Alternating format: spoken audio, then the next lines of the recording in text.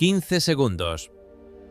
Para el ciudadano común, 15 segundos representan apenas un suspiro en la vasta indiferencia del tiempo, el intervalo necesario para abrocharse un guante de seda o para observar cómo las burbujas de un Dom Pérignon 1947 ascienden perezosamente hacia la superficie de una copa de cristal de Baccarat. Pero aquella noche de 1957, en el Salón de los Espejos del Hotel Georges V en París, esos 15 segundos no pertenecieron al tiempo cronológico, pertenecieron a la historia del poder, de la estética y del mito. 600 invitados, la flor y nata de la intelectualidad francesa, ministros condecorados, poetas existencialistas y la aristocracia que aún conservaba sus títulos como escudos contra la modernidad, se convirtieron en estatuas de sal. El aire, saturado por el perfume Chanel número 5 y el aroma denso de los habanos Cohiba, pareció cristalizarse, convirtiéndose en una muralla de hielo que separaba dos mundos, dos eras y dos formas de entender la soberanía femenina. El escenario era una coreografía de opulencia barroca. Los espejos del George V, con sus marcos dorados tallados a mano, que habían sobrevivido a revoluciones y guerras, devolvían la imagen de una asamblea que se creía el centro del universo. La luz de los candelabros de cristal de roca parpadeaba con una inquietud casi humana, proyectando sombras alargadas sobre las paredes tapizadas de seda damasquina. En ese recinto, donde se celebraba la gala más exclusiva de la temporada parisina, la Nouvelle Vague, la nueva ola francesa, se sentía invicta. Sus directores rebeldes y sus musas despeinadas, que predicaban la naturalidad y el desdén por el artificio, creían que habían desterrado para siempre el glamour imperial de las viejas leyendas.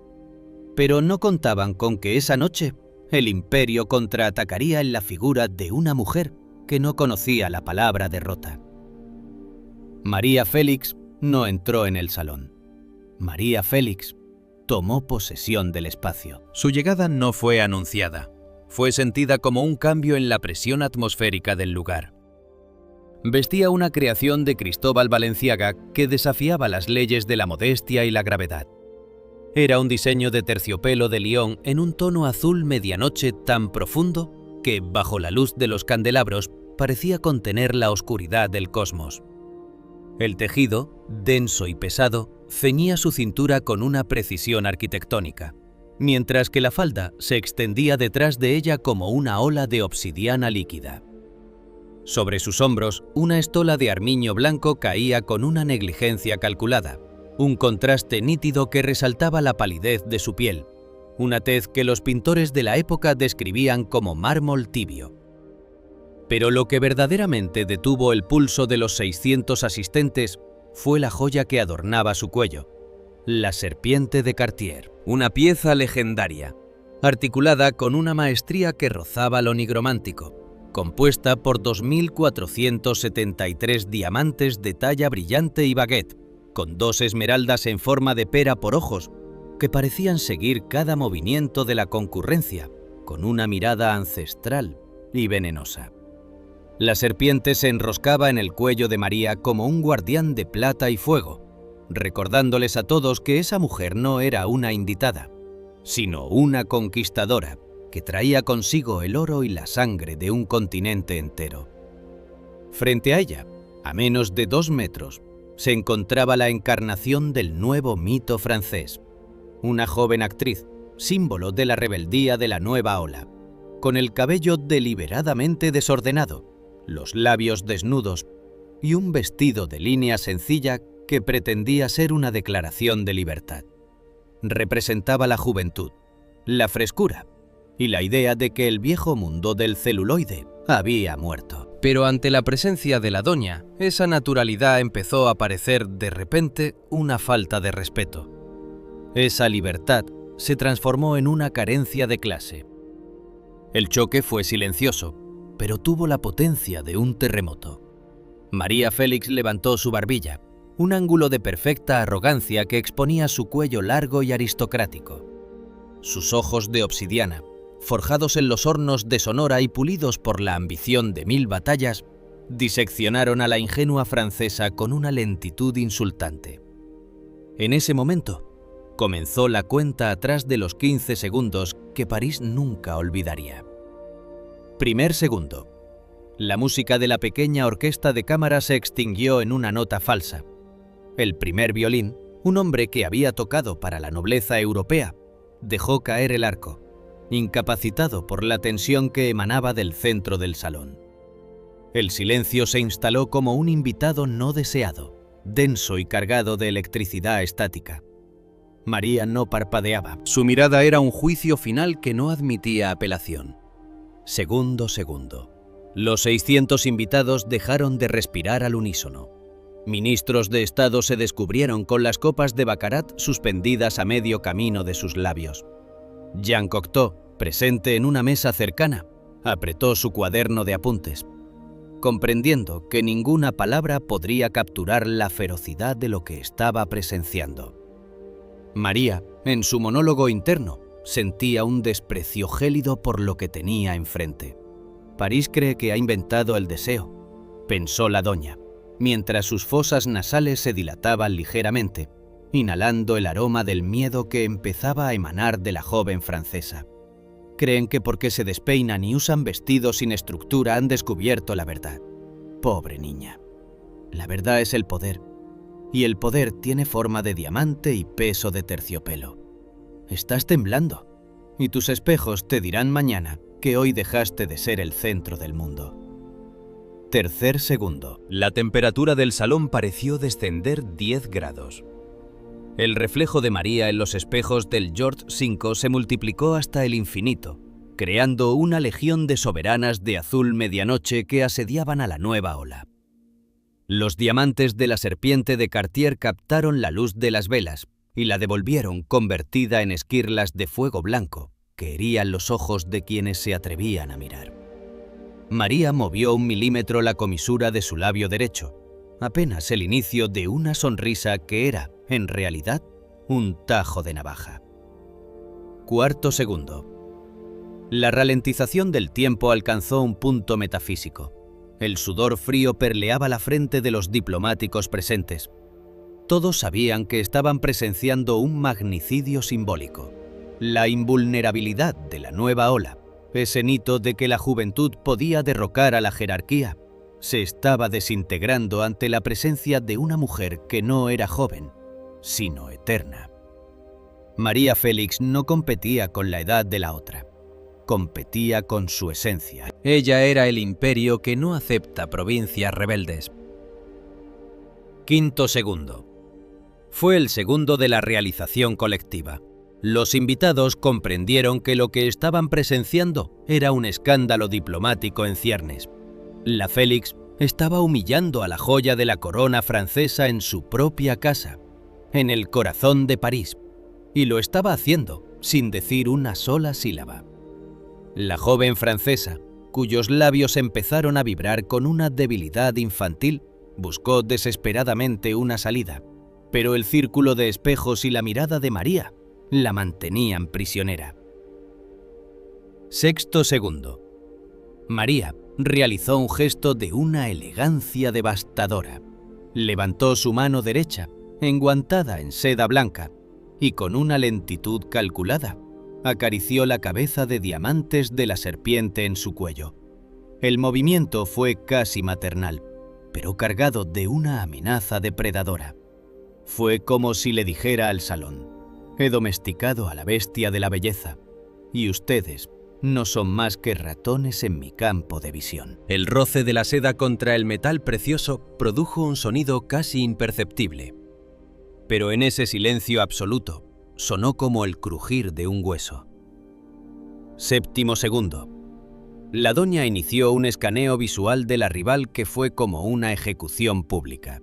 Sus ojos recorrieron el cabello sin peinar de la joven, descendieron por su vestido sencillo, que ahora parecía un trapo de cocina ante el terciopelo de Balenciaga, y finalmente se detuvieron en sus pies. La mirada de María tenía el peso de una sentencia de muerte para la reputación de la otra mujer. En ese séptimo segundo, la nueva ola francesa perdió su prestigio. Ya no eran rebeldes, eran simplemente descuidados. Octavo segundo. El aire en el George V se volvió irrespirable. La tensión era tan alta que el cristal de una lámpara de pared estalló espontáneamente. Un pequeño estallido que nadie se atrevió a comentar. María Félix disfrutaba del colapso. «Mira cómo tus admiradores bajan la vista», continuó su pensamiento imperial. «Incluso tus directores, esos que dicen que el arte es naturalidad, están fascinados con mis diamantes. El hombre es un animal de jerarquías y yo estoy en la cima de la pirámide. No eres una rival, eres una anécdota en mi biografía». Noveno segundo. La joven actriz francesa finalmente se quebró. Una lágrima, una sola, comenzó a rodar por su mejilla. Fue la capitulación final. El mito de la invulnerabilidad se derrumbó. María Félix no se inmutó. No hubo piedad, porque para la doña, la piedad era una debilidad que los perdedores esperaban de los vencedores. Y ella nunca había sido una perdedora. Décimo segundo. María Félix decidió que el tiempo del silencio había terminado. Pero no habló. Simplemente, con un movimiento grácil de su cabeza, desvió la mirada hacia un rincón del salón, como si la mujer frente a ella hubiera dejado de existir. Como si el espacio que ocupaba la nueva ola se hubiera convertido en un vacío absoluto.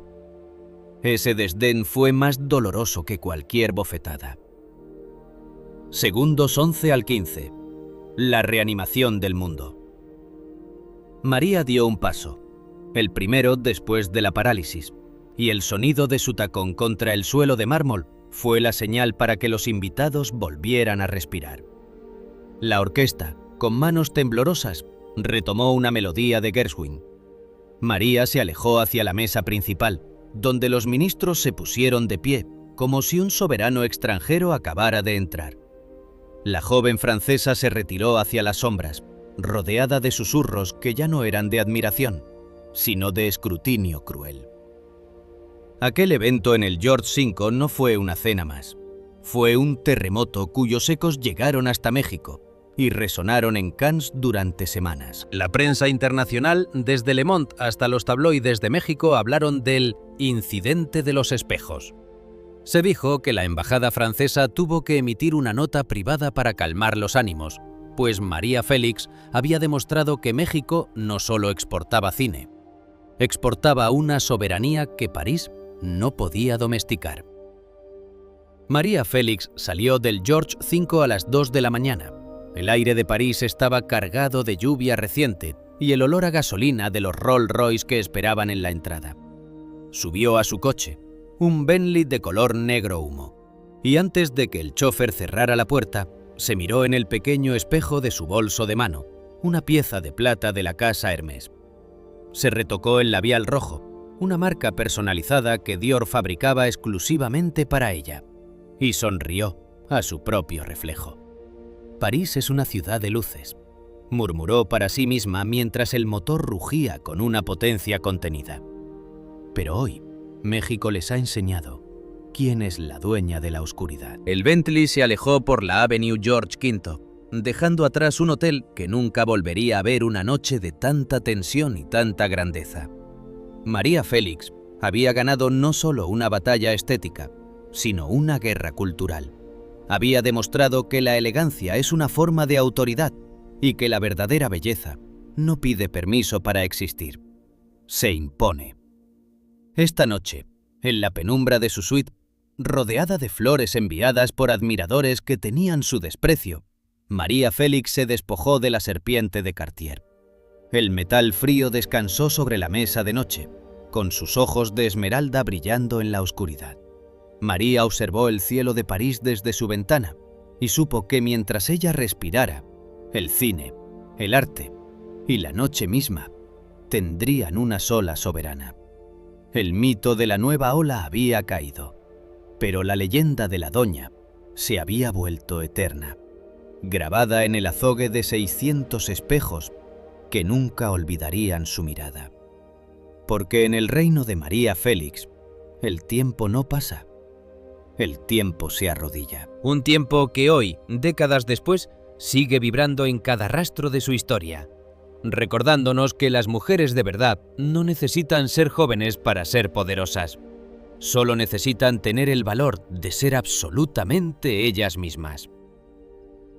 Si esta crónica de obsidiana, diamantes y soberanía ha hecho que tu sangre arda con el fuego de la época de oro, no permitas que este legado se pierda en las sombras de la historia moderna. Este es un santuario para la grandeza, un rincón del mundo donde el celuloide aún brilla con la luz de los inmortales. Por cierto, no olvides suscribirte a este canal para seguir escuchando más historias como esta, para que la época de oro siga viva y nunca se apague. El fuego de María Félix requiere seguidores que no tengan miedo de la intensidad de su verdad. Queremos escucharte. Queremos que tu voz se una a este coro de admiración y análisis. Te invitamos a participar en este debate de titanes. Escribe en los comentarios qué crees que es más importante para una mujer que desea dejar una huella imborrable en el mundo. ¿Es la audacia de la juventud con su frescura y su capacidad de romper las reglas? ¿O es el peso del conocimiento y la experiencia soberana que solo el tiempo puede otorgar? ¿Qué tiene más poder? ¿El desorden natural de una rebelde o el orden imperial de una reina? Déjanos tus pensamientos y ayúdanos a mantener viva la conversación sobre la mujer que fue, es y será siempre el alma indomable del cine.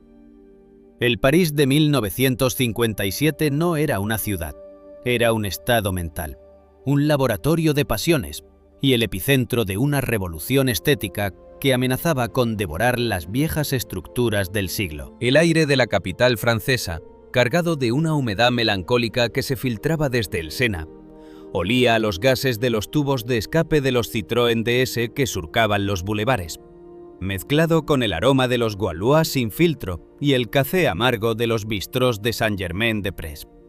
En este tablero de ajedrez hecho de piedra caliza y luz plateada, dos figuras se movían hacia una colisión inevitable. No era una competencia por un papel cinematográfico, era una guerra de identidades, una disputa por el alma misma de la feminidad, en un mundo que estaba cambiando de piel. En una esquina de este firmamento brillaba Brigitte Bardot. A sus 23 años, Bibi no era solo una actriz, era una patología nacional, un virus de libertad que había infectado a toda Europa. Ella representaba la nueva ola antes de que el término se volviera académico. Brigitte era la poupée, la muñeca de porcelana que había decidido romper sus propios hilos para bailar descalza sobre las mesas de Saint-Tropez. Su belleza no era imperial, era silvestre. Poseía un cabello de un rubio pajizo, perpetuamente despeinado por un viento imaginario, unos labios carnosos y siempre entreabiertos en un puchero de indiferencia infantil, y una mirada que oscilaba entre la ingenuidad absoluta y una sensualidad animal que no pedía disculpas. Bardot vestía el Vichy, esa tela de cuadros rosados y blancos que en ella no parecía un uniforme de sirvienta, sino un manifiesto de frescura. Sus pies, a menudo desnudos sobre las alfombras del Hotel Carlton en Cannes o sobre el adoquín de París, eran el símbolo de una Francia que quería olvidar la rigidez de la guerra y abrazar una bespechnos casi amoral. Para Brigitte, el estrellato era una extensión de su propio juego vital. Ella no conquistaba los lugares, simplemente los habitaba con una ligereza que desarmaba a los hombres y enfurecía a las instituciones. Su fragancia era ligera, algo que recordaba a las flores de campo y al sol sobre la piel salada. Una estela de juventud que no necesitaba artificios para ser deseada por millones. Sin embargo, en el otro extremo de la ciudad, instalada en la suite presidencial del Hotel George V, María Félix observaba el fenómeno Bardot con el cálculo gélido de una estratega que contempla una escaramuza fronteriza. María no era una muñeca, era una emperatriz. Si Brigitte era la libertad, María era la soberanía. Para la doña, París no era un campo de juegos, Era un territorio que debía ser anexado a su imperio personal. María había llegado a Francia con un cargamento de baúles de Hermès que contenían no ropa, sino armaduras de seda y terciopelo. Su elegancia no era accidental, era arquitectónica. Cada vez que María se preparaba para salir, el ritual duraba horas. Un proceso de transformación donde la mujer de carne y hueso se revestía de mito. El aroma que rodeaba a María Félix en 1957 era denso, telúrico y perturbador. Era una mezcla personalizada de tabaco rubio, ámbar gris y maderas exóticas. Una fragancia que no buscaba agradar, sino someter. Vestía diseños de Cristóbal Balenciaga que esculpían su figura con la severidad de un monumento nacional. Sus joyas, especialmente las piezas de Cartier que comenzaban a poblar su colección, eran objetos de poder que gritaban su independencia financiera y emocional. Mientras Bardot representaba la nueva sexualidad de la posguerra, María personificaba la eterna autoridad de una deidad de obsidiana que no reconoce superiores. El monólogo interno de María Félix, mientras leía los periódicos franceses en la penumbra de su alcoba, era una lección de desprecio imperial. Francia está enamorada de una niña, pensaba María, mientras sus largos dedos, con las uñas pintadas de un rojo que recordaba al vino de Borgoña, acariciaban el borde de una invitación grabada en oro.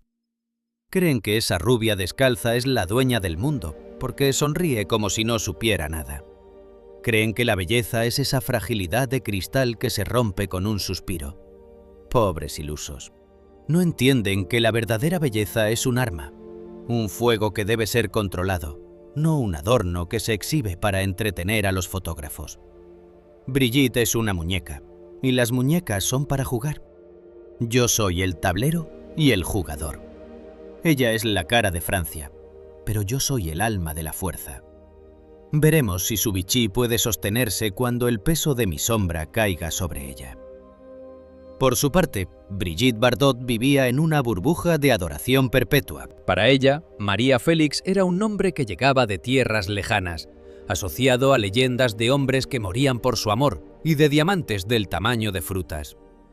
La mexicana, como la llamaban sus amigos en las cenas de la Coupole, era para Brigitte un personaje de novela, algo exagerado y dramático que pertenecía a otro siglo. Bardot no sentía envidia, sentía una curiosidad juguetona. Dicen que nunca sonríe en las fotos, comentaba Brigitte entre risas, mientras su fotógrafo personal capturaba su risa espontánea en un balcón. Dicen que usa joyas que pesan más que su alma. Qué agotador debe ser tener que ser una reina todo el tiempo. Yo prefiero mi libertad, mis perros y mis pies descalzos. París es grande, hay espacio para sus coronas y para mis travesuras. Pero el espacio en París se redujo drásticamente cuando la prensa francesa cometió el error imperdonable de encender la mecha de la vanidad. En octubre de 1957, la revista Cine Review publicó una portada que se convertiría en el prólogo del desastre. En ella aparecía una fotografía de Bardot saliendo del agua, radiante y salvaje, con un titular que resonó en los pasillos del Georges V como un disparo de artillería. Brigitte Bardot, la Nouvelle Reine du Monde. Debajo, en un artículo comparativo, un crítico se atrevió a escribir que la elegancia estatutaria y el rigor imperial de la mexicana María Félix parecen reliquias de un pasado que se desvanece ante el empuje incontenible de la nueva soberana de la sensualidad francesa. El tiempo pareció detenerse para María Félix cuando sus ojos recorrieron esas líneas. Estaba sentada en una silla Luis XV, envuelta en una bata de seda negra bordada con hilos de plata. El silencio en la habitación era absoluto, solo interrumpido por el rítmico tic-tac de un reloj de mesa de la casa Jaeger-LeCoultre. María bajó el periódico con una lentitud insultante. No hubo ira en su rostro. Hubo algo mucho más peligroso: claridad. «Reina del mundo», murmuró María, y su voz, baja y vibrante como el sonido de una cuerda de violonchelo, llenó el espacio cargado de estática. Su monólogo interno se transformó en una sentencia de muerte para la Vespechnos francesa. Así que París me llama reliquia. Creen que el trono ha cambiado de manos porque hay una cara nueva que no usa sostenes. No han entendido que una reina no se define por la moda, sino por la soberanía. El mundo no se hereda, se conquista. Si esa niña cree que puede reinar en mi presencia, tendré que recordarle lo que pasa cuando el barro intenta compararse con el diamante. Bardot es una estación del año, hermosa y pasajera. Yo soy el clima. Mañana, el Hotel George V será el escenario de una abdicación que ella ni siquiera sabe que va a firmar. La estrategia de María se puso en marcha con la precisión de una maquinaria de guerra. Llamó a su costurero personal. Exigió que Balenciaga le enviara los bocetos que aún no habían sido presentados a la prensa. Contactó a Cartier y ordenó que las piezas más dramáticas de su colección fueran pulidas hasta que el brillo pudiera herir la retina. No quería competir con la juventud de Bardot, quería anularla. Sabía que frente a la frescura de una muñeca, solo podía ganar la presencia de una imperatriz. María entendía que Bardot jugaba un juego social de simpatía, mientras que ella jugaba un juego de soberanía política. París, ajeno al drama que se gestaba, continuaba su vida glamurosa. Los salones de los grandes hoteles se preparaban para la gala de fin de año, el evento donde la nueva ola y el viejo mundo se encontrarían cara a cara. La prensa alimentaba la rivalidad, publicando encuestas sobre quién tenía las mejores piernas, quién el mejor perfil, quién el hombre más poderoso a su lado. Bardot se tomaba todo como una broma divertida, una extensión de su imagen pública. María Félix lo veía como una cuestión de estado. Imaginen los detalles de los días previos. María Félix pasaba horas frente a su espejo de nácar, no por vanidad, sino para perfeccionar el ángulo de su desprecio. Estudiaba las fotos de Bardot para identificar la debilidad en su postura, la falta de estructura en su mirada. Es pura superficie, concluía María, mientras se aplicaba una crema de extractos de perlas que olía a mar frío. No hay historia detrás de esos ojos, no hay cicatrices. Una mujer sin cicatrices es una mujer sin autoridad. Bardot es una canción de verano. Yo soy una ópera de Wagner. París pronto aprenderá la diferencia entre entretener y mandar. En los pasillos del poder cinematográfico francés, los productores se frotaban las manos. Sabían que el encuentro entre las dos mujeres sería el evento mediático de la década. Roger Vadim, el director que había creado a Bardot, comentaba con cinismo en los cafés que María Félix es un monumento nacional mexicano, pero Brigitte es una necesidad biológica francesa. Esas frases publicadas en las columnas de chismes llegaban a oídos de María como gotas de veneno, que solo fortalecían su resolución. La temperatura en el George V comenzó a subir. El personal del hotel, desde el conserje hasta las camareras de llaves, sentía la tensión. Las flores en la suite de María eran cambiadas 3 veces al día, porque ella decía que las flores mueren de envidia en esta habitación. El pedido de champaña Roederer Cristal aumentó, y el aroma del tabaco de la doña se volvió una constante en el pasillo del 5º piso, una señal de que la generala estaba despierta, planeando el asalto final. Brigitte Bardot, ajena a la magnitud de la tormenta que se avecinaba, seguía apareciendo en las fotos con sus jerseys de lana flojos y sus diademas en el pelo, encarnando la libertad que María despreciaba. Dicen que María Félix tiene un collar que perteneció a una emperatriz, comentaba Brigitte a una periodista. Yo prefiero mis cintas de colores. Las piedras preciosas son pesadas, te quitan la luz. Yo quiero ser ligera. Esa declaración, que pretendía ser un elogio a la sencillez, fue interpretada por María como el último insulto de una niña que no entendía el valor del peso. Ligera, pensó María mientras se ajustaba un arete de esmeraldas de un verde tan profundo que parecía un fragmento de la selva amazónica. Ser ligera es ser prescindible. El viento se lleva lo ligero, lo pesado, lo denso, lo imperial. Eso es lo que permanece bajo el polvo de los siglos. Mañana, Brigitte Bardot aprenderá que en la jerarquía del alma, una muñeca siempre debe esperar en la antecámara, mientras la dueña de la casa decide el destino de la noche. París estaba listo.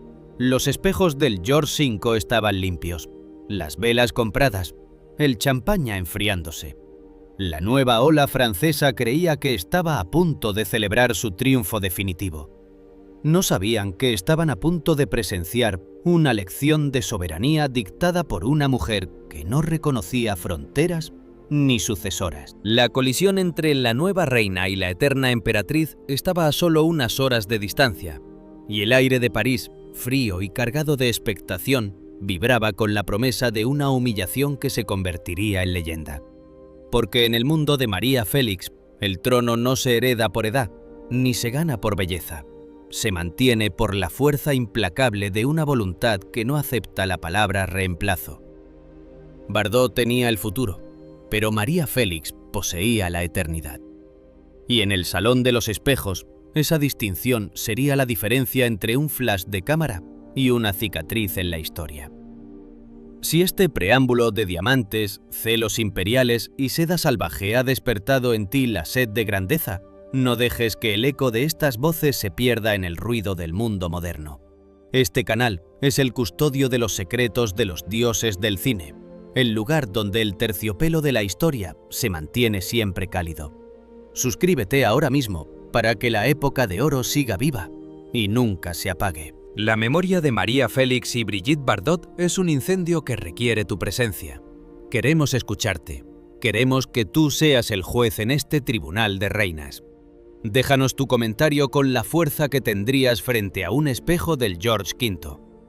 ¿Qué crees que define realmente a una mujer legendaria? ¿Es la frescura audaz de la juventud? ¿Esa belleza rebelde que desafía las normas? ¿O es la soberanía del carácter y el poder del misterio que solo la experiencia puede forjar? ¿Prefieres a la muñeca que invita al sueño o a la dueña que impone la realidad? Cuéntanos quién es para ti la verdadera soberana del mundo y ayúdanos a mantener viva la llama de la intensidad femenina. El Salón de los Espejos del Hotel George V, en aquella noche mítica de 1957, no era simplemente un recinto de celebración. Era un campo de gravedad alterada, donde el aire mismo parecía haber adquirido una densidad metálica, una presión atmosférica que solo se experimenta en los momentos previos a una catástrofe natural o al choque de dos imperios. Los 600 invitados, una amalgama de la aristocracia del viejo mundo y la insurgencia intelectual de la Nouvelle Vague, se movían bajo los candelabros de cristal de roca con una agitación contenida.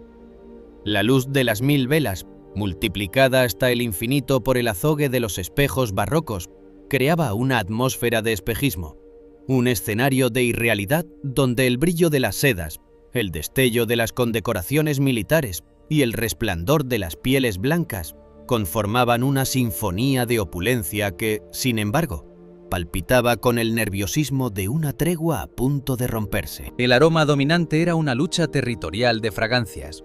El Chanel número 5, epítome del chic parisino, se batía en retirada ante el avance de aromas más experimentales y rebeldes, mientras que el efluvio de los licores finos, el cognac Hennessy y el champán Bollinger saturaba el paladar de una asamblea que presentía que estaba a punto de ser testigo de un magnicidio estético. Brigitte Bardot había hecho su entrada a las 9 de la noche, puntual en su papel de soberana de la insurgencia.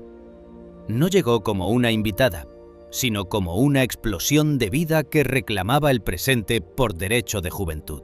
Brigitte era, en ese instante, el sol alrededor del cual orbitaba todo el deseo de Francia. Vestía una creación audaz, un diseño que desafiaba la rigidez de la alta costura tradicional con la misma insolencia con la que ella desafiaba las leyes de la moral burguesa. El vestido, de un tafetán de seda en un tono carmesí vibrante que recordaba a las amapolas de los campos de la Provenza, dejaba sus hombros completamente al descubierto. Una extensión de piel dorada por el sol de Saint-Tropez que brillaba con la lozanía de una fruta recién cortada. El escote, peligrosamente bajo y sin la estructura de los corsés de antaño, Enfatizaba su libertad física, su desdén por las armaduras de tela. Bardot no caminaba con el paso medido de las damas de sociedad. Se movía con una cadencia elástica, casi felina, una elasticidad animal que sugería que en cualquier momento podría echarse a correr o comenzar a bailar descalza sobre el mármol. A su alrededor, una corte de adoradores, poetas de cabellos revueltos, directores de cine que veían en ella el lienzo de su propia revolución, y playboys de la Costa Azul, formaba una muralla de admiración sonora. Brigitte reía, y su risa era como el tañido de una campana de cristal que rompía la solemnidad del George V. Era la risa del triunfo de la juventud, un sonido que proclamaba que el mundo le pertenecía porque tenía la audacia de no tomárselo en serio. Su cabello, esa melena de un rubio pajizo que parecía perpetuamente despeinada por un viento de libertad, caía sobre sus hombros desnudos como una cascada de luz rebelde. Cada vez que Brigitte giraba, la falda de su vestido ondeaba con una vespechnos que seducía a los fotógrafos, quienes disparaban sus flashes con una furia casi desesperada, intentando capturar ese destello efímero de una muñeca que acababa de descubrir que podía mandar sobre los hombres con solo un puchero de indiferencia. Sin embargo, en la cronología de la dominación, 10 minutos son una frontera infranqueable. 10 minutos después de que Bardot estableciera su campamento de alegría y juventud en el centro del salón, las puertas de caoba y bronce se abrieron de nuevo, y el aire de París dejó de ser ligero para volverse gélido. María Félix no entró en el salón. María Félix lo anexó a su territorio soberano. Su entrada fue una lección de autoridad arquitectónica que hizo que el rumor de las 600 voces se extinguiera como una llama bajo una campana de vacío. María no buscaba la simpatía, buscaba la sumisión. Apareció vestida con una armadura de gloria, un vestido de un brocado de oro macizo, una tela tan pesada y majestuosa que parecía haber sido forjada en los hornos de un palacio prehispánico y transportada a París por una legión de conquistadores. El brocado, con hilos de oro real que captaban la luz de las velas y la transformaban en un resplandor de incendio, esculpía su cuerpo con una severidad imperial. No había suavidad en su silueta, había estructura, había mando, había una verticalidad que recordaba a las columnas de un templo de obsidiana. Sobre sus hombros caía con una gravedad aristocrática una estola de Marta Cibelina rusa, una piel de un marrón tan oscuro y profundo que parecía absorber el tiempo mismo. El pelaje, denso y sedoso, enmarcaba su rostro como una sombra sagrada, un contraste nítido que resaltaba la palidez de su piel de mármol y el fuego de sus labios carmesí. María no traía acompañantes. Su única compañía era su propia sombra y el peso de su historia.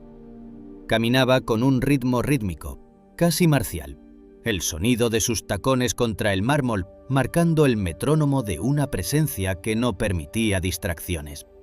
Sus ojos, negros como una noche sin estrellas en el desierto de Sonora, no miraban a los invitados. Los atravesaban. María distribuía su desprecio con la generosidad de una emperatriz que sabe que su sola presencia es un castigo para los que se creían iguales. El choque olfativo fue la primera señal de la batalla. El aroma de las gardenias y el sol que emanaba de Bardot chocó frontalmente con el rastro de María. Una mezcla embriagadora de tabaco francés de la Casa Galois, ámbar gris y sándalo. Una fragancia que se instaló en el salón como una ley inquebrantable. Los invitados, instintivamente, se apartaron a su paso, creando un pasillo de respeto y terror que María recorrió sin conceder una sola mirada de agradecimiento. Ella sabía que el George V no era su anfitrión, era su escenario. Brigitte Bardot, desde el epicentro de su círculo de risas, sintió la llegada de María como una perturbación en su propia órbita. Por primera vez en la noche, el puchero de indiferencia de Bibi se transformó en una expresión de incertidumbre.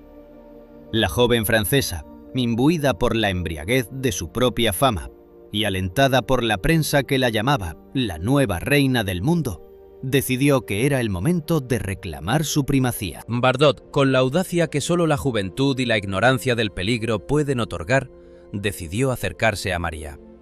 Quería que los fotógrafos capturaran el momento en que la muñeca de Francia eclipsaba a la reliquia de México. Quería que el contraste entre su piel desnuda y el oro pesado de María fuera la prueba definitiva de que una nueva era había comenzado. El avance de Brigitte hacia María fue como el de un barco de papel dirigiéndose hacia un iceberg de obsidiana. A medida que Bardot se acercaba, rodeada de sus fotógrafos que ya preparaban los flashes para el encuentro del siglo, el aire en el salón de los espejos se volvió tan denso que los invitados sentían dificultad para respirar. La tensión era una cuerda de violín tensada hasta el punto de la ruptura. María Félix se detuvo en seco en medio del salón, frente a un espejo de 3 metros de altura.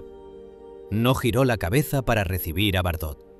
Se quedó de perfil, una silueta de oro y piel oscura, que ignoraba la existencia de la nueva ola. El monólogo interno de María Félix, mientras sentía los pasos de la francesa acercarse, era una sinfonía de fuego y gélido cálculo. «Mírala, ahí viene la niña de seda», pensó María, mientras sus largos dedos, adornados con anillos de diamantes de talla marquesa, ajustaban el borde de su estola de cibelina con una lentitud insultante. Cree que su risa y sus hombros desnudos son suficientes para heredar mi mundo. Cree que la juventud es un trono, cuando no es más que un préstamo que la vida cobra con intereses de olvido. Brigitte es hermosa, sí, de esa manera en que un cachorro es hermoso. Fácil, predecible y necesitado de caricias. Ella quiere mi espacio. Quiere que los flashes me borren para que ella brille. Pobre criatura de Vichy. No entiende que mi luz no viene de afuera. Viene de los siglos de rabia y orgullo que cargo en la sangre. Hoy, París va a aprender que una emperatriz no necesita competir con una muñeca. Solo necesita existir para que la muñeca se dé cuenta de que está hecha de trapo. Por su parte, Brigitte Bardot sentía una mezcla de fascinación y una hostilidad defensiva que empezaba a enfriar su sangre. «Es una estatua», pensó Brigitte, mientras se abría paso entre la multitud, sintiendo el peso de las miradas de 600 personas sobre su espalda. «Parece hecha de metal y piedra. ¿Cómo puede alguien llevar tanto oro y tanta piel muerta encima sin asfixiarse? Dicen que es peligrosa, que sus ojos queman. Yo soy Francia. Yo soy la libertad. París me ama a mí. Ella es el pasado, un monumento que nadie quiere tocar. Voy a sonreírle. Voy a mostrarle que mi frescura es más fuerte que su brocado. Voy a demostrarle que el mundo ha dejado de ser de obsidiana para ser de cristal». Cuando Brigitte llegó a menos de 1 metro de María, el círculo de fotógrafos se cerró alrededor de ellas, creando una jaula de luz blanca y estática. Bardot levantó la mano en un gesto de saludo, una sonrisa radiante y ensayada iluminando su rostro de porcelana. «Madame Félix», comenzó Brigitte, y su voz, que solía sonar como una melodía de verano, sonó extrañamente delgada en la inmensidad del salón. María Félix no respondió de inmediato. Primero, muy lentamente, giró el cuerpo hacia Bardot. No giró la cabeza, giró el bloque entero de su presencia, haciendo que el brocado de oro crujiera levemente bajo la estola de cibelina, un sonido rítmico y amenazante como el de una armadura antigua. Finalmente, María bajó la mirada, porque incluso con tacones, María parecía siempre mirar desde una altura metafísica, y depositó sus ojos de obsidiana sobre Brigitte. Fue un contacto visual que México y Francia recordarían como un incidente diplomático. Los ojos de María no eran espejos, eran pozos de una profundidad histórica que devoraban la luz de Bardot. En ese instante, el tiempo en el Hotel George V se ralentizó hasta alcanzar una quietud de tumba. Los fotógrafos, con los dedos congelados sobre los disparadores de sus Leica y Rolleiflex, comprendieron que lo que estaban a punto de capturar no era una foto social, sino el testimonio de una abdicación involuntaria. Cada milímetro de espacio entre las dos mujeres estaba cargado de una negrura eléctrica, una no simpatía, que se manifestaba físicamente como un descenso en la temperatura ambiente. La naturalidad de Bardot en ese campo de fuerza empezó a parecer de pronto una falta de estructura, una ausencia de peso. Su piel dorada, ante la palidez imperial de María, parecía de pronto solo piel, mientras que la piel de María parecía el soporte de una leyenda. El vestido carmesí de Brigitte, tan audaz hace unos minutos, se veía ahora como un intento desesperado de llamar la atención, mientras que el brocado de oro de María simplemente era la atención. María Félix no dijo nada. Mantuvo el silencio como quien mantiene un cuchillo contra la garganta del adversario. Sabía que en una confrontación de este calibre, la primera que hablara perdería la soberanía. Dejó que Bardot se consumiera en su propia sonrisa, una sonrisa que empezaba a tambalearse ante la impavidez de mármol de la doña. El monólogo interno de María se volvió una sentencia definitiva. «Mírate, Brigitte, estás buscando una reacción en mí. Estás mendigando un reconocimiento que no te voy a dar. Tu juventud es una pregunta. Mi experiencia es la respuesta. No eres una reina. Eres una anfitriona. Y las anfitrionas siempre terminan cansadas de su propio baile. Yo no necesito bailar. Yo soy la música». El aire se volvió tan espeso que el aroma del champán parecía tener sabor a hierro. Los invitados, testigos mudos de este duelo de titanes, se descubrieron conteniendo la respiración, teniendo que el más mínimo ruido desatara una violencia que no sería de gritos, sino de destrucciones de reputación. En ese círculo de espejos, Brigitte Bardot, por primera vez en su vida adulta, se sintió pequeña. No pequeña de estatura, sino pequeña de importancia. Se dio cuenta de que su libertad era una concesión que el mundo le hacía a su belleza, mientras que el poder de María era una conquista que ella le imponía al mundo. El enfrentamiento silencioso se prolongó durante 15 segundos que pesaron como 15 siglos. Fue una eternidad de oro y carmesí, de cibelina y piel desnuda, de obsidiana y luz de flash. María Félix sostuvo la mirada de Bardot sin parpadear, con la impasibilidad de una deidad azteca que observa el sacrificio de una paloma blanca. No hubo insultos, no hubo gestos groseros, solo hubo la presencia absoluta de una mujer que se negaba a ser eclipsada y que, al hacerlo, borraba la existencia de todo lo que la rodeaba. En ese momento, la nueva ola francesa comprendió que las mareas pueden cambiar, pero que el océano siempre es el mismo. María Félix había demostrado que la clase no es una cuestión de edad, sino de soberanía personal. Y en el Salón de los Espejos, la soberanía tenía un solo nombre, una sola cara y un solo aroma a tabaco francés y poder eterno.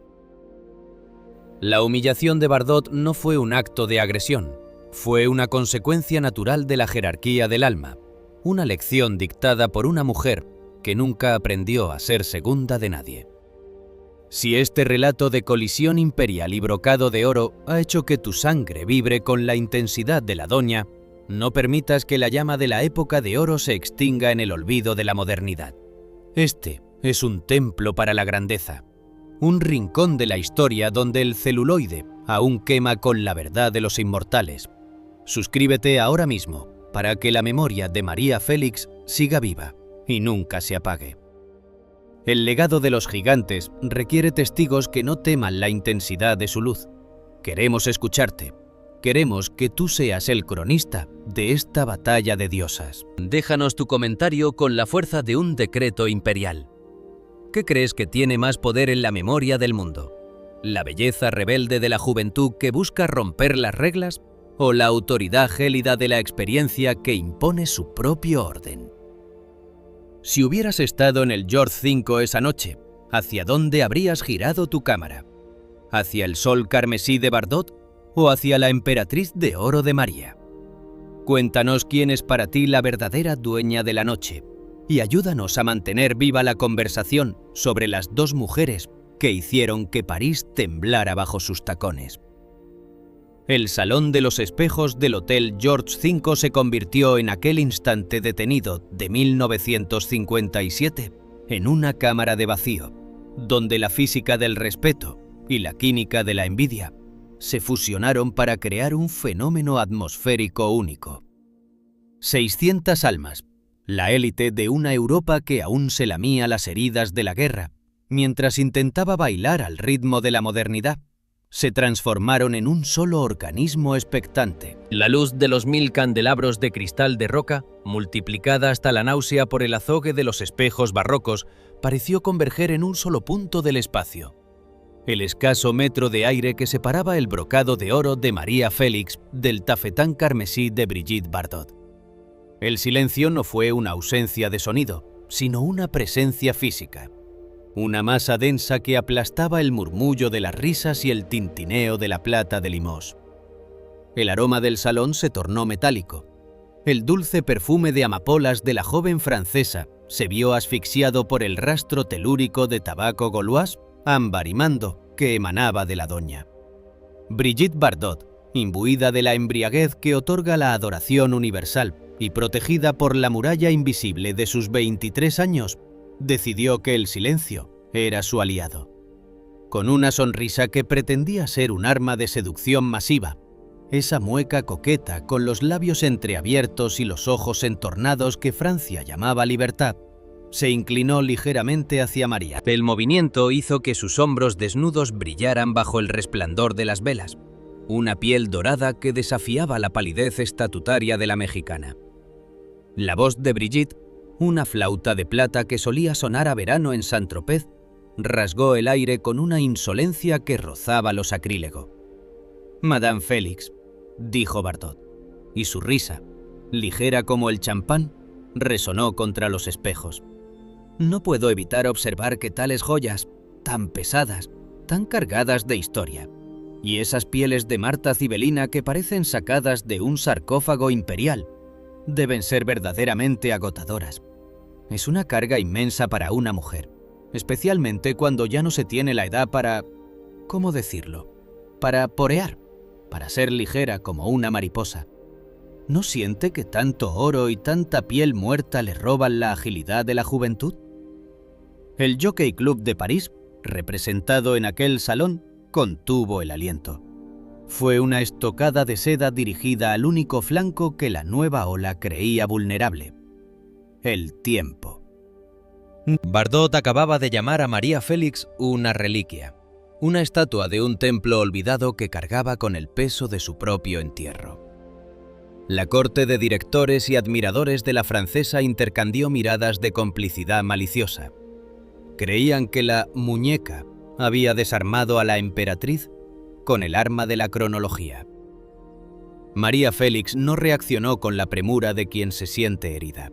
Su respuesta fue una lección de ralentización cinemática. Lentamente, con una precisión que recordaba a un mecanismo de relojería de la casa Jaeger-LeCoultre, María levantó su mano derecha. Los dedos, largos y aristocráticos, sostenían una boquilla de ébano y plata, donde ardía una ciguarrilla francesa. El movimiento fue tan fluido, tan felino, que pareció que el brocado de oro de su vestido fluía como metal derretido. María aspiró el humo con una profundidad meditativa, dejando que el tabaco negro llenara sus pulmones antes de exhalar una nube grisácea y densa que envolvió el rostro de Bardot como una niebla de batalla. A través de esa neblina de ámbar y nicotina, los ojos de obsidiana de María Félix iniciaron una disección visual que fue como una ejecución pública. Recorrió a Brigitte desde la coronilla de su cabello despeinado hasta la basta de su vestido carmesí con una lentitud insultante. En el monólogo interno de la doña, el desprecio era una sinfonía gélida. «Pobre criatura de cristal», pensó María, mientras el humo se disipaba para revelar su mirada de volcán dormido. «¿Crees que tu piel lisa es un mérito? No es más que una página en blanco que todavía no tiene nada que decir. Me hablas de peso como si la grandeza fuera liviana. No entiendes que las coronas pesan porque sostienen mundos. Estás orgullosa de tu capacidad de porear. sin saber que el viento se lleva a las mariposas, pero las montañas permanecen. Hoy vas a aprender que no se le habla de años a quien ha conquistado la eternidad.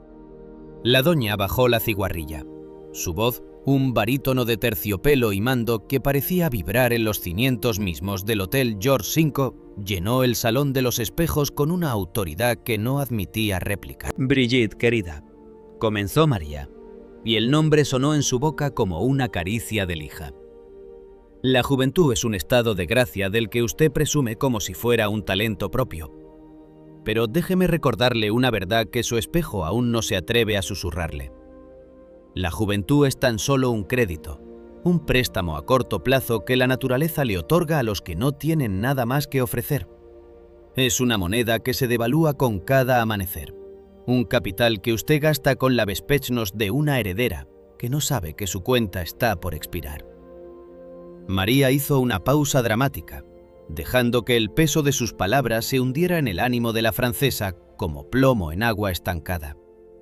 Se ajustó la estola de Marta Cibelina con un gesto de soberanía imperial, haciendo que el pelaje oscuro brillara con una profundidad de bosque nocturno. Este estilo que usted llama pesado, continuó María señalando con un gesto mínimo de su barbilla el brocado de oro y la serpiente de Cartier que custodiaba su cuello. Y estas joyas que usted cree que me agotan son en realidad el capital que yo he acumulado con mi propio fuego. Yo no recibo créditos, Brigitte. Yo compro la eternidad. Usted es la moda de una temporada, el capricho de un París que se aburre fácilmente y que mañana buscará una muñeca nueva con un cabello más rubio y un puchero más fresco. Yo, en cambio, soy una institución. Soy la doña. Y las instituciones no porjean. Las instituciones permanecen mientras los imperios de papel se desmoronan.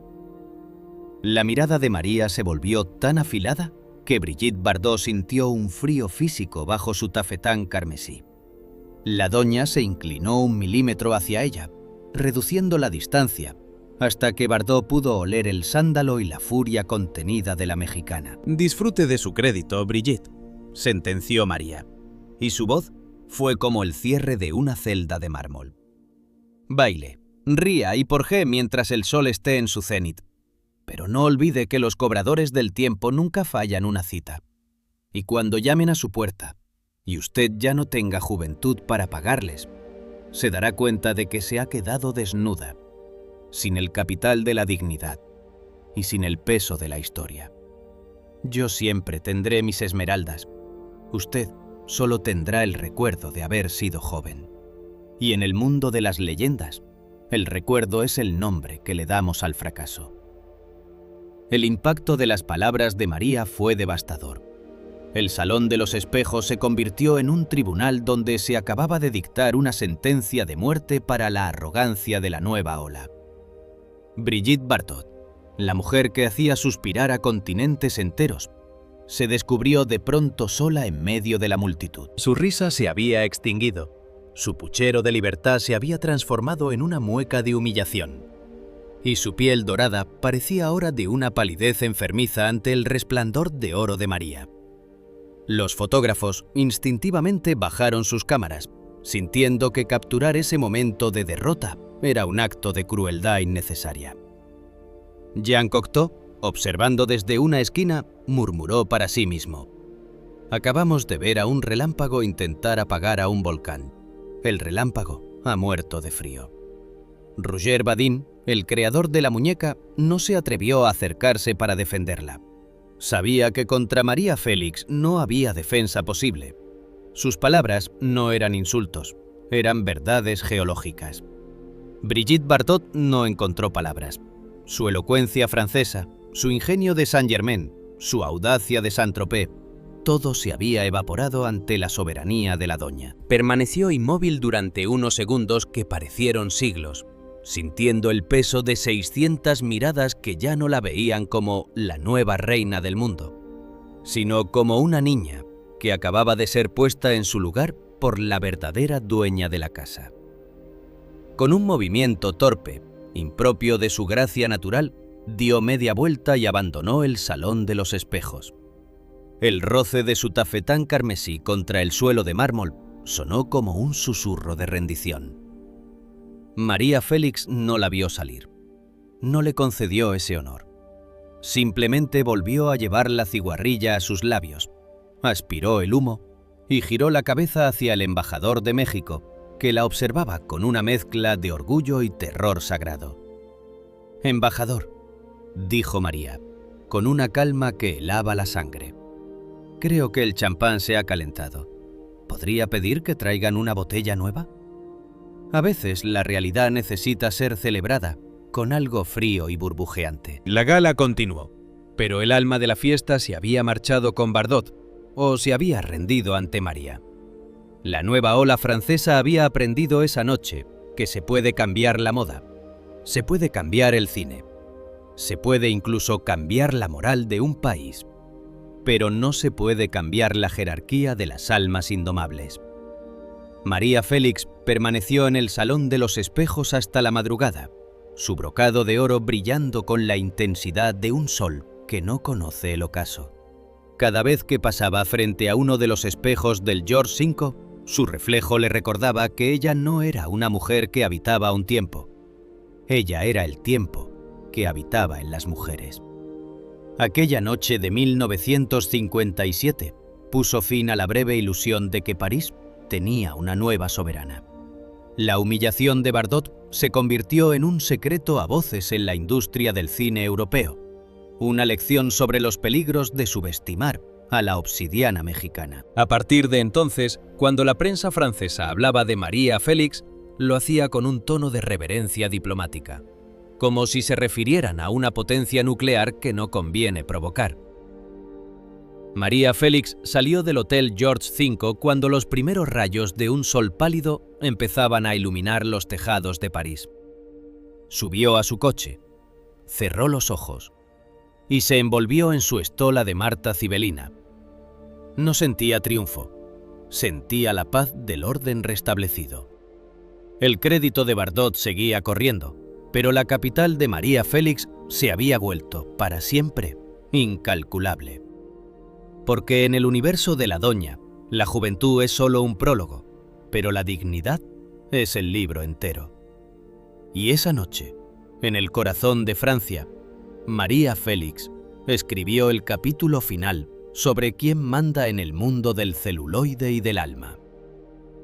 Si este relato de fuego, diamantes y la brutal elegancia de la verdad ha resonado en lo más profundo de tu conciencia, te invitamos a ser parte del legado que no acepta sucesores. Este es el refugio de los que saben que la clase no tiene fecha de caducidad. Suscríbete ahora mismo a este canal para que la época de oro siga viva y nunca se apague. El incendio de María Félix requiere herederos que no teman quemarse con su luz. Tu opinión es el eco necesario para esta crónica de soberanía. Déjanos tu pensamiento en los comentarios con la misma firmeza que tuvo María esa noche. ¿Quién crees que ganó realmente el derecho a la eternidad? ¿Es la belleza efímera un don suficiente para reinar? ¿O es necesario el capital del carácter y la dignidad para no ser olvidados? Si hubieras estado en el George V y hubieras visto a la muñeca enfrentarse a la dueña, ¿de qué lado del espejo te habrías quedado? Únete al debate de los dioses y mantén viva la conversación sobre la mujer que le enseñó a Francia que las reinas de verdad nunca porjean, solo permanecen. El eco del estruendo simbólico que María Félix había provocado en el Salón de los Espejos del Hotel George V no se disipó con la salida de Brigitte Bardot. Por el contrario, se instaló en las molduras doradas y en los corazones de los 600 invitados como una verdad geológica. Aquella noche de 1957, París no solo había presenciado un duelo de divas, sino la ejecución de un paradigma. La Nouvelle Vague, con su bandera de frescura y su desdén por la jerarquía, acababa de chocar contra el acantilado de una voluntad que no reconocía el paso de los años como una derrota, sino como una acumulación de municiones. El nombre de María Félix quedó grabado en el azogue de los espejos franceses no solo como una actriz de belleza devastadora, sino como el símbolo de un poder que no caducaba.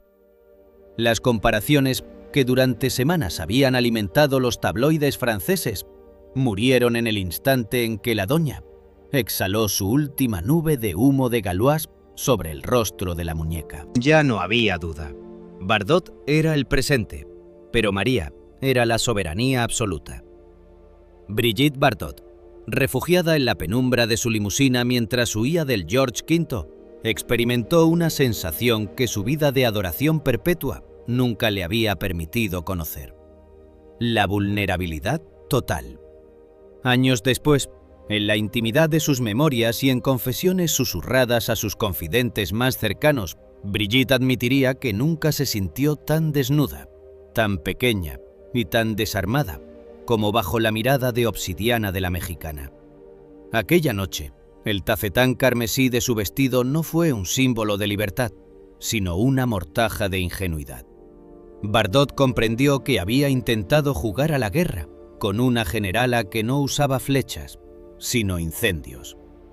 La nueva reina del mundo había descubierto que el trono de París tenía una dueña que no estaba dispuesta a abdicar y que el capital de la dignidad pesaba infinitamente más que el crédito de la juventud. Sin embargo, la verdadera resolución de este drama de oro y cibelina no ocurrió bajo la luz de los candelabros, sino en la soledad luminosa de la suite presidencial donde María Félix se retiró tras su victoria. María entró en sus aposentos a las 3:30 de la mañana. El silencio de la suite, interrumpido únicamente por el rítmico y aristocrático tic-tac de un reloj de mármol de la época de Luis XV, la recibió como un manto de paz imperial. El aire estaba impregnado con el aroma de las flores enviadas por admiradores anónimos, una fragancia que se mezclaba con el rastro de su propio perfume de ámbar y tabaco. María no encendió todas las luces. Dejó que la penumbra de París, una luz plateada y húmeda que se filtraba por los ventanales de la Avenue George V, bañara la estancia. Se detuvo frente al gran espejo de cuerpo entero, el mismo que horas antes había sido testigo de su transformación en deidad de brocado. Con movimientos lentos, casi ceremoniales, comenzó a despojarse de su armadura. La estola de Marta Cibelina rusa resbaló de sus hombros, cayendo sobre una silla de seda con un susurro denso, como la piel de un animal que vuelve al reposo. Luego, sus dedos largos y cargados de anillos de diamantes se dirigieron a su cuello. Desabrochó la serpiente de Cartier.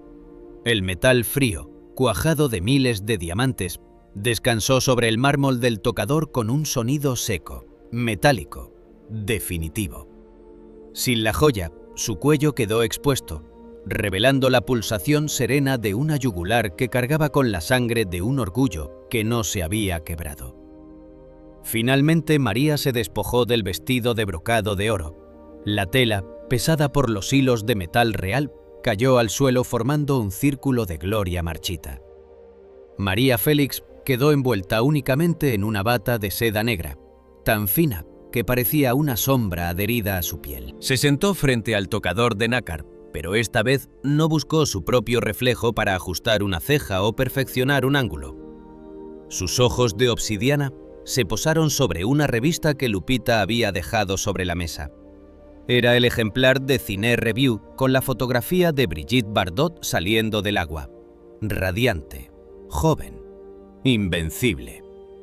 María observó la imagen de la francesa durante un tiempo que pareció dilatar las dimensiones de la habitación. No había triunfo en su mirada.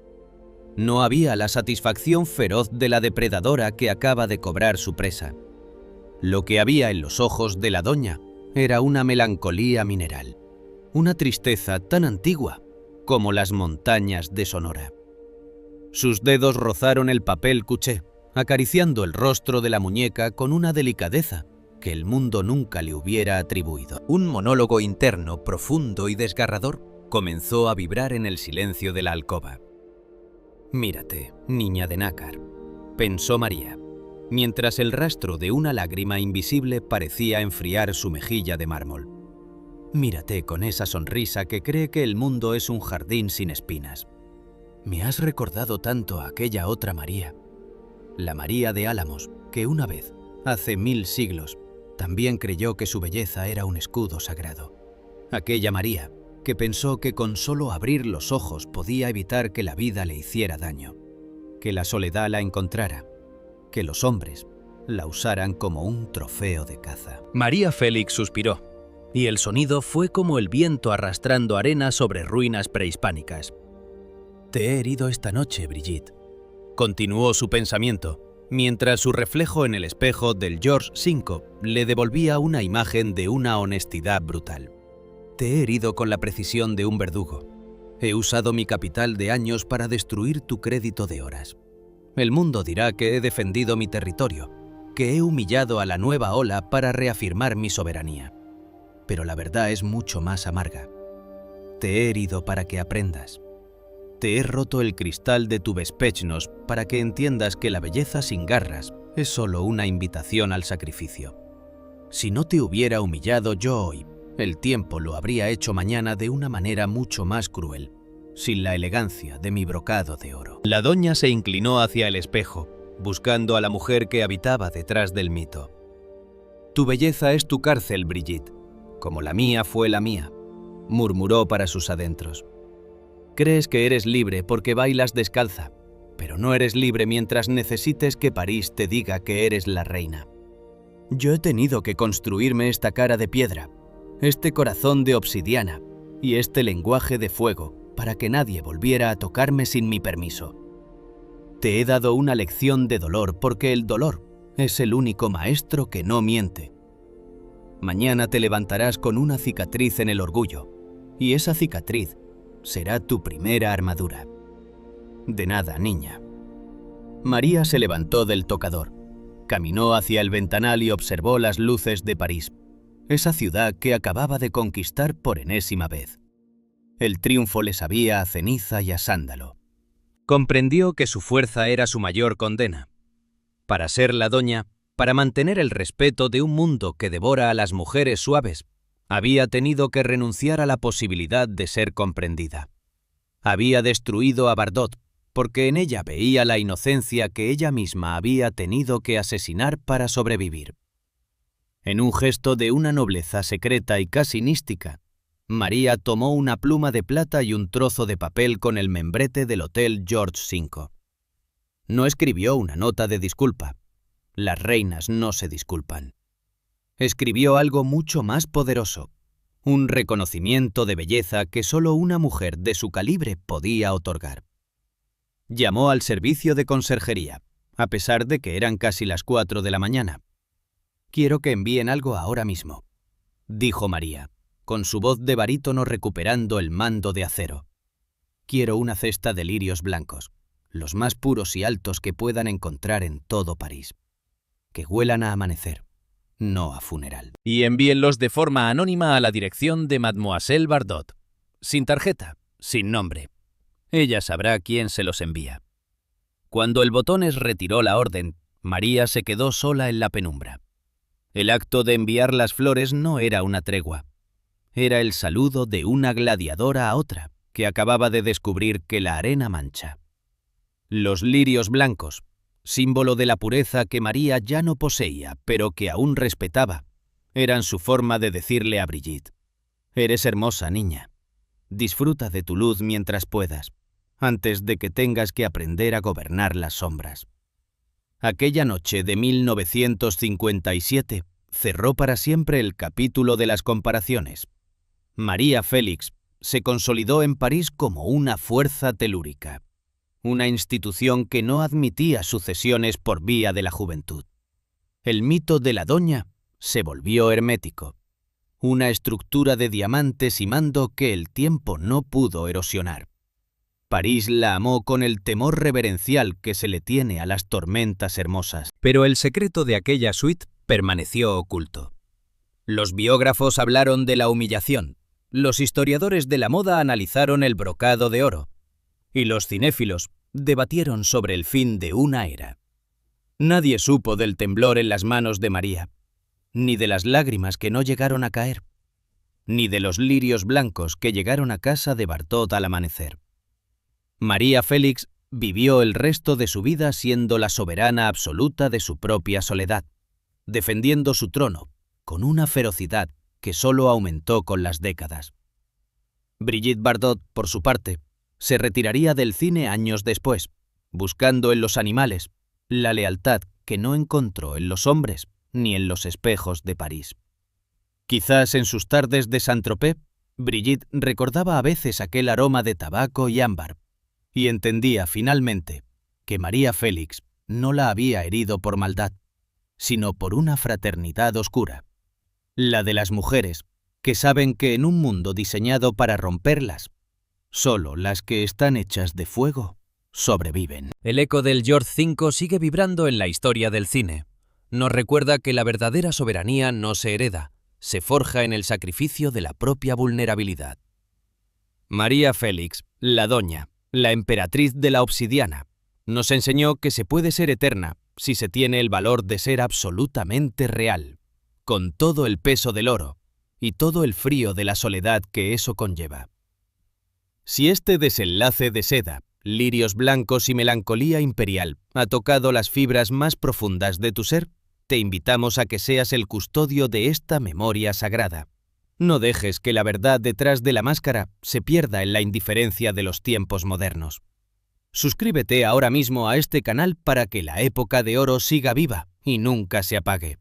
Somos los guardianes de las historias que el tiempo no pudo borrar, el lugar donde el celuloide aún respira. Tu voz es el cierre necesario para este ciclo de diosas. Queremos que nos cuentes en los comentarios. ¿Crees que la dureza de María Félix era una crueldad necesaria o una defensa excesiva? ¿Es posible ser una mujer poderosa en un mundo de hombres sin sacrificar la suavidad de la juventud? Si hubieras sido Brigitte esa noche y hubieras recibido los lirios blancos, ¿habrías comprendido el mensaje de la emperatriz? ¿O habrías sentido que el perfume de las flores era solo otra forma de derrota? Deja tus pensamientos y únete a la legión de los que aún creen que la historia se escribe con la intensidad de las almas que no aceptan el olvido. La doña te observa desde la eternidad, esperando tu palabra.